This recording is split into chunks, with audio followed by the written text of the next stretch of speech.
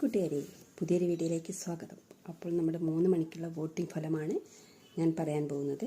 Big ബോസിൻ്റെ അപ്പോൾ വലിയൊരു മുന്നേറ്റം തന്നെയാണ്. 1ാം സ്ഥാനത്തേക്ക് ഷാനവാസ് എത്തിയിട്ടുള്ള ഒരുപാട് വോട്ടുകൾ നേടിയിട്ടുണ്ട്. അതുപോലെ 2ാമത്തെ സ്ഥാനാർത്ഥി എന്ന് പറയുന്നത് നമ്മുടെ അനുമോൾ തന്നെയാണ്. അനുമോൾ തൻ്റെ 1ാം സ്ഥാനം ഷാനവാസിന് വിട്ടുകൊടുത്തുകൊണ്ട് 2ാം സ്ഥാനം കരസ്ഥമാക്കിയിരിക്കുന്നു.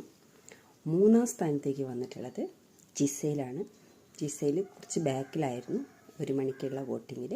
ഇപ്പോൾ ജിസേൽ 3ാം സ്ഥാനത്തേക്ക് വന്നിട്ടുണ്ട്.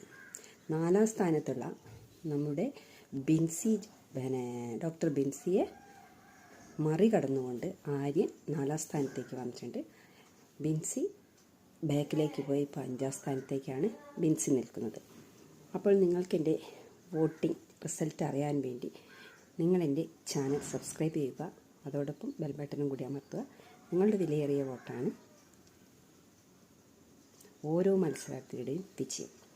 അപ്പം നിങ്ങൾക്ക് ഇഷ്ടപ്പെട്ട മത്സരാർത്ഥിക്ക് വേണ്ടിയിട്ട് ഹോട്ട്സ്റ്റാറിൽ തന്നെ കയറി വോട്ട് ചെയ്യണം.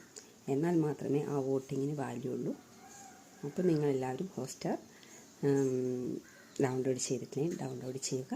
ബിഗ് ബോസ് ലൈവ് കാണുക. അതുപോലെ ബിഗ് ബോസിൽ അനവധി മത്സരങ്ങൾ നടക്കുന്നുണ്ട്. അപ്പോൾ നമുക്ക് കാത്തിരുന്ന് കാണാം ആരായിരിക്കും 100 ദിനം ബിഗ് ബോസ് ഹൗസിൽ നിൽക്കുന്നത് എന്ന് നമുക്ക് കാണണം. ഇപ്പോൾ അക്ബറും ഏകദേശം വോട്ടിങ്ങൊക്കെ നേടി മുന്നിലേക്ക് വരുന്നുണ്ട്. പിന്നെ അതുപോലെ പല അഭിപ്രായങ്ങളാണ് പലർക്കും വരുന്നത്. അതൊന്നും നമ്മൾ നോക്കിയിട്ട് കാര്യമില്ല.